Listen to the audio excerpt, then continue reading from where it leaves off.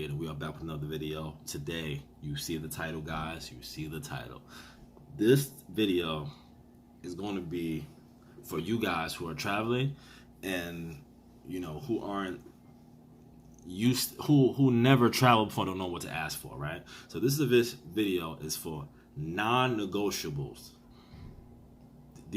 When I'm saying non-negotiable, these are things you're not going to bend, you're not going to fold over. These are things you have in your mind set that you are not taking nothing but what you want, right?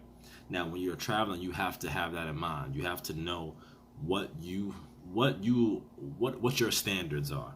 You have to have some type of standards. I'm seeing a lot of people going into an assignment, not having no standards. They doing anything, they accepting anything, and at the end of the day, it's only hurting them, and they're complaining at the end of it, right? So I'm gonna say this on top of that, on top of the list I'm gonna give you. I have 4 things you need to adjust in going into any negotiation contract with any agency. All right, take your notes, get your pen and pad. This is gonna go down. Before that, if you are unsure, right, and you need somebody to walk you through it, holla at your boy, man. I'm getting tired of some of y'all coming showing me these horrible contracts and y'all signing them. Listen, after y'all see this video, y'all should be clear on what to do. If you're not still clear, check my email in the description box below. I'm gonna help you guys. We're gonna get you guys where y'all need to be. All right. We're going to take your talents to South Beach. You are the talent.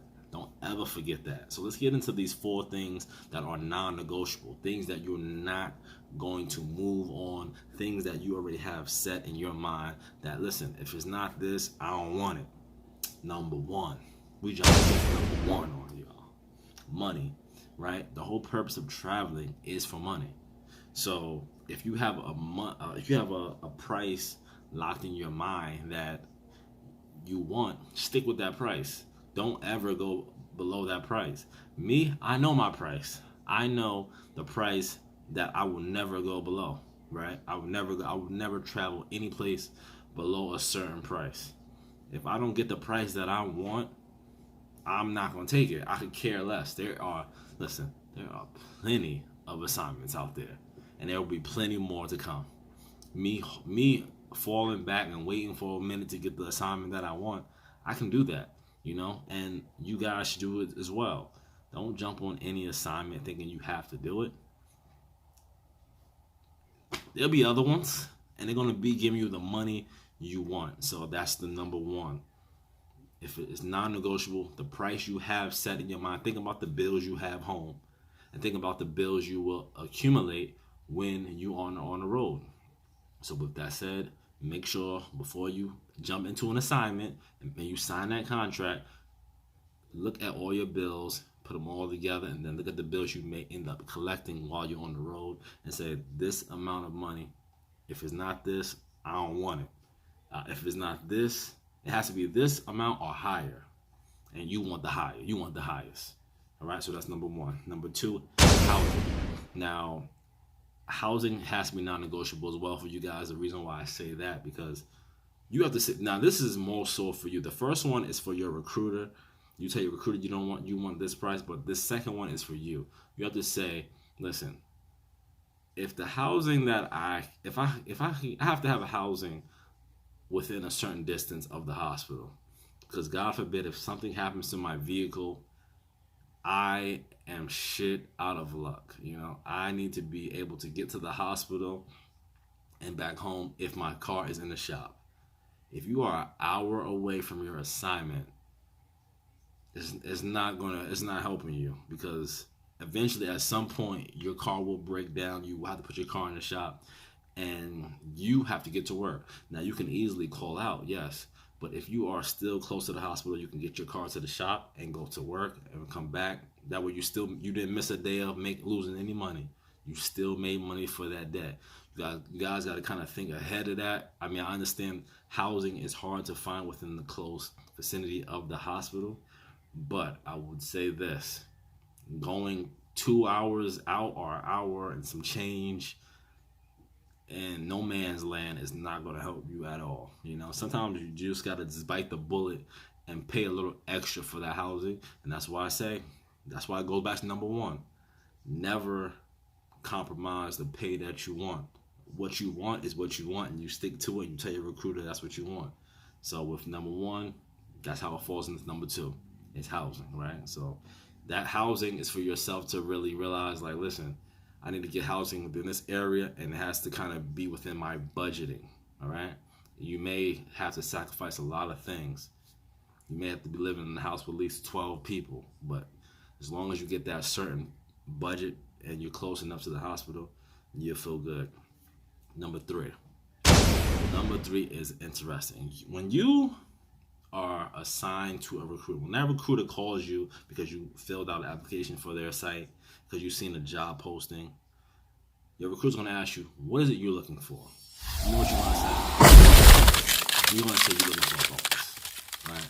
I'm looking for a completion bonus. When I complete my assignment, I am looking for the bonus pay. Now, the highest I've seen bonus pay was $350. That's the highest I've gotten it, and I haven't seen $350 ever since only 2 assignments they gave me that.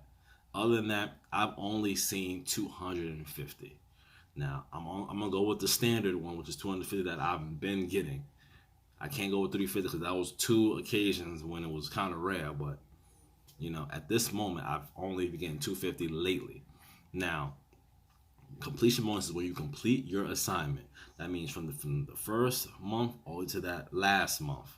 To the end of your assignment. Now, if you get fired, you quit, you're not getting the completion bonus because you did not complete anything. You failed at the mission. Basically, that's what you failed the mission. The mission is to get the completion bonus. Now, if you call out that last day, who cares? You still completed the assignment. But at the end of the day, if your completion bonus, you need to ask for that. Your recruiter has to know. You need that in writing. You need that in some type of form of e-doc sign saying you get a completion bonus when your assignment is completed. You copy? Good. Remember that. Completion bonus. You tell your recruiter is working for you. You are the talent. Without your recruiter, you can get another recruiter. Listen, a recruiter tell me there's no completion, they don't give this. You know what I do? I hang up on them. You got the wrong phone. I want the completion bonus. Let's get to this last one, man. That got me hyped right now. Shout out. This juice is good. Shout out to that. But the last one, travel pay. Now, I can't tell you how many people have hit me up saying that they never got travel pay. This is confusing to me. I've never understood that. Travel pay. Let me explain travel pay. Travel pay is when you travel to get to the assignment.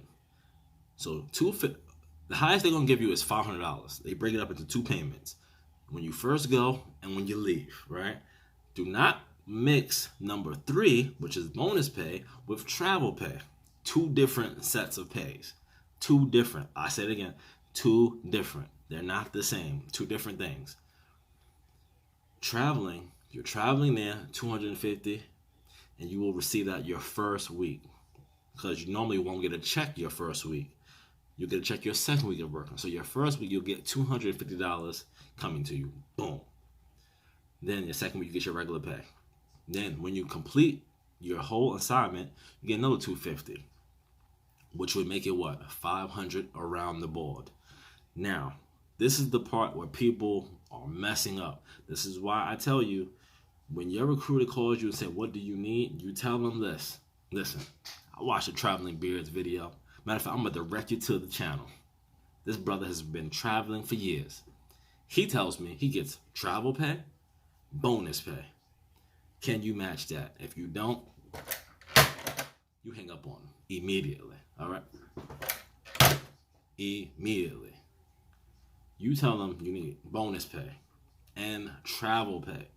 Now, let's combine this, right? Because I want to get you guys straight here. When you complete your assignment, right, and you get, and it says you get travel pay and bonus pay, that last check, this is not including your pay. That last check, you should have $500. Why should you have $500? Because you have bonus pay. Bonus completion pay. You completed that assignment. Each time you complete the assignment, you're still getting it. It shouldn't be one time. It's a continuous thing. Make sure you ask your recruiter, when I complete my assignment, do I get bonus pay? Completion bonus. They say yes. All right. If I complete it 2 more times within that same facility, do I get it? They say yes. Good. Now, when you're traveling, travel pay, same situation. You're traveling to an assignment, you're traveling back. Now, this is not to say if you re-sign with that same company, with that same facility, you're still in that same hospital, you're not getting travel pay to leave and come back. You're already there. It's a one-time thing for that facility. So once that assignment completion, once you complete that assignment, you should have $500 separate from your pay. Okay, $500 separate from your pay. Please make sure you guys get this. I don't want to hear you guys signing contracts. Listen, tell your recruiter your recruiter is here to. How many of you? A lot of you people watch sports, entertainment. Their agents are getting them in the best position that they could. Their agents are getting them sign-on bonuses. They're getting them this bonus and that bonus. It's the same for you. You guys are the talent. I'm unsure. It's mind-boggling to me how people are taking a sign. I'll pull back. I understand. You know why? Because I'm noticing that maybe there are people that travel that aren't telling you because this is like some type of hidden secret. It ain't no hidden secret. At the end of the day, listen, all information dealing with travel and sterile processing, y'all got to come to me. Come to the big dog. I'm gonna put y'all on this. That's my 1 to 4 of non-negotiables. You're not bending. You're not folding. We don't bend and we ain't folding, man. Don't forget to comment, like, subscribe, all that good stuff. Hit the like button. Hit the share button. Matter of fact, send this to your recruiter if he talking disrespectful, man.